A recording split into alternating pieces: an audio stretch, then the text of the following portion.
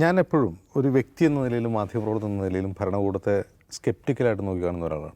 അപ്പോൾ ഒരു നല്ല കാര്യം തന്നെ ചെയ്യണമെന്നിരിക്കട്ടെ, ഭരണകൂടം ഒരു നല്ല കാര്യം ചെയ്യുകയാണ് പ്രത്യക്ഷത്തിൽ, എങ്കിൽ പോലും അതിനെന്തെങ്കിലും പ്രശ്നമുണ്ടോയെന്ന് ആലോചിക്കുന്ന ഒരാളാണ്.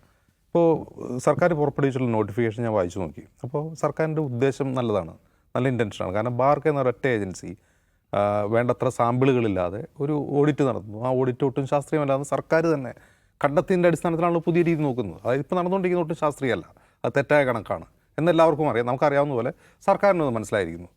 സർക്കാർ ഇപ്പോൾ തീരുമാനിക്കുന്നത് ടെലിവിഷൻ മാത്രം, അതായത് കേബിളിലൂടെ വരുന്ന കാര്യങ്ങൾ മാത്രം നോക്കിയാൽ പോരാ, ഡിജിറ്റൽ നോക്കണം എന്നാണ്. അപ്പോൾ ഡിജിറ്റൽ നോക്കണം എന്ന് പറയുമ്പോൾ നമ്മൾ മൊബൈലിൽ കാണുന്നതോ ലാപ്ടോപ്പിൽ കാണുന്നതോ ഒന്നുമല്ല പ്രശ്നം. ടെലിവിഷൻ തന്നെ സ്മാർട്ട് ടി വി ആയി മാറി. ആളുകൾ ടെലിവിഷൻ ഈ ഡിജിറ്റലാണ്. അപ്പോൾ എന്ന് മാത്രമല്ല, കേബിൾ കണക്ഷൻസ് അതുപോലെ DTH ഇതിൻ്റെയൊക്കെ സബ്സ്ക്രൈബേഴ്സ് കുറഞ്ഞുകൊണ്ടിരിക്കുകയാണ്.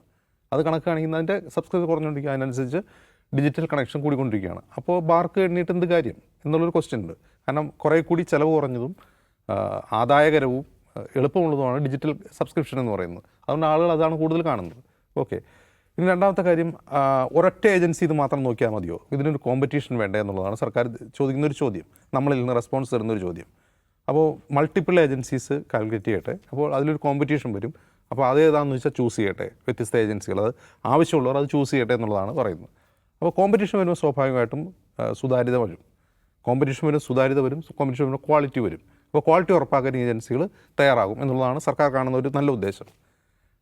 തീർച്ചയായിട്ടും അതൊക്കെ നല്ല ഉദ്ദേശം തന്നെയാണ്, അങ്ങനെ തന്നെയാണ് വേണ്ടത്. ഒരു ജനാധിപത്യ രാജ്യത്ത് അങ്ങനെയാണ്. അതുകൊണ്ട് ഒരൊറ്റ ഏജൻസി മാത്രമല്ല ഓഡിറ്റ് ചെയ്ത് കാര്യങ്ങൾ തീരുമാനിക്കുന്നത് ശരിയല്ല. എന്ന് മാത്രമല്ല, ഇതിൽ ബിസിനസ് പെർസ്പെക്റ്റീവിൽ നോക്കുക, ഇത് ഭരണകൂടത്തിൻ്റെയും പ്രേക്ഷകരുടെയും ടെലിവിഷൻ ചാനലിൻ്റെയും മാത്രം താല്പര്യമല്ല, ഇതിൻ്റെ ഒരു കോർപ്പറേറ്റ് വശം ആലോചിച്ച് നോക്കുക. ഇപ്പോൾ സാർ പറഞ്ഞതുപോലെ മുംബൈ ആസ്ഥാനമായ കോർപ്പറേറ്റുകൾ ദശലക്ഷക്കണക്കിന് പണം പമ്പ് ചെയ്യുകയാണ് അഡ്വർടൈസ്മെൻറ്റ് രംഗത്ത്.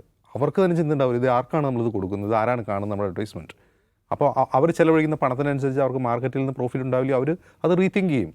നമ്മൾ ചില മീഡിയകളിൽ ഇങ്ങനെ പരസ്യം കൊടുത്തുകൊണ്ടിരിക്കുന്നത് അത് പ്രേക്ഷകർ കാണുന്നില്ല, അല്ലെങ്കിൽ അത് വേണ്ടത്ര ശ്രദ്ധിക്കപ്പെടുന്നില്ല, നമ്മുടെ പ്രൊഡക്റ്റിന് അത്ര മാർക്കറ്റ് കിട്ടുന്നില്ല എന്നവരാണ് അവരും റീതിങ്ക് ചെയ്യും.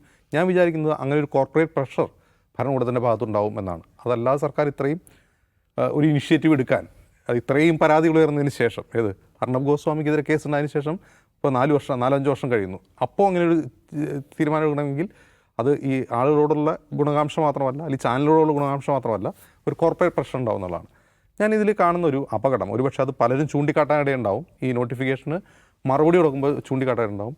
ഒരു സർവൈലൻസ് എക്കോസിസ്റ്റം രൂപപ്പെടുകയാണ്.